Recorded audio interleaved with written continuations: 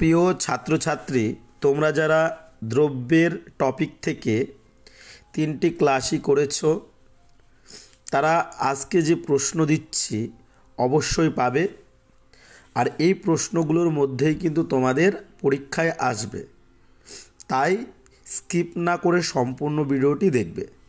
দেখো, প্রথম প্রশ্নে বলা আছে দ্রব্য হলো সামান্য ও বিশেষের মিলন। এ কথা বলেছেন, অপশনগুলো দেখো, প্লেটো, অ্যারিস্টটল, ডেকার্ত, হিউম। এখানে রাইট অ্যান্সার হবে অ্যারিস্টটল। তারপর ডেকার্ত হলেন অদ্বৈতবাদী, দ্বৈতবাদী, বহুত্ববাদী কোনোটিও নয়। এখানে রাইট। তারপরের প্রশ্ন, ঈশ্বরই একমাত্র দ্রব্য। এ কথা বলেছেন ডেকার্ত, স্পিনোজা, হিউম, কান্ট। এখানে রাইট অ্যান্সার হবে স্পিনোজা। বহুত্ববাদ অনুসারে দ্রব্য হলো একটি, দুটি, তিনটি, অসংখ্য। উত্তর হবে অসংখ্য। তারপরের প্রশ্ন, লাইবনিজ দ্রব্যের নাম দিয়েছেন জড়, আত্মা, মনাদ, কোনোটিও নয়। উত্তর হবে মনাদ। দ্রব্য সমান সমান ঈশ্বর সমান সমান বিশ্ব প্রকৃতি, একথা বলেছেন স্পিনোজা। এখানে অপশন রয়েছে ডেকার্ত, লক, স্পিনোজা, লাইবনিজ। উত্তর হবে স্পিনোজা।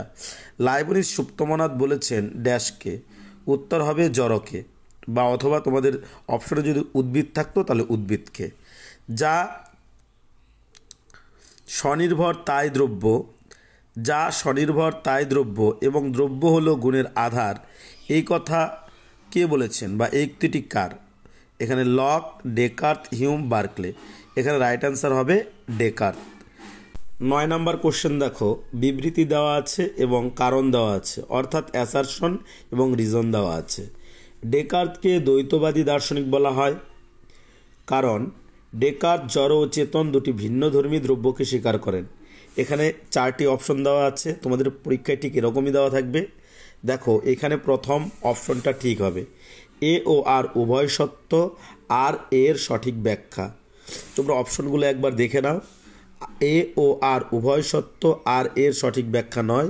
তারপর এ সত্য কিন্তু আর মিথ্যা, এ মিথ্যা কিন্তু আর সত্য। কিন্তু এখানে রাইট অ্যান্সার হবে এ ও আর উভয় সত্য, আর এর সঠিক ব্যাখ্যা। তারপর 10 নম্বর, সামান্য বা জাতীয় দ্রব্য একথা কে বলেছেন? Lock, Berkeley, Hume, Plato. এখানে রাইট অ্যান্সার হবে প্লেটো। তারপর বিবৃতি দেখো, স্পিনোজাকে অদ্বৈতবাদী দার্শনিক বলা হয় কারণ স্পিনোজা ঈশ্বর নামক একটি দ্রব্যকে স্বীকার করেছেন।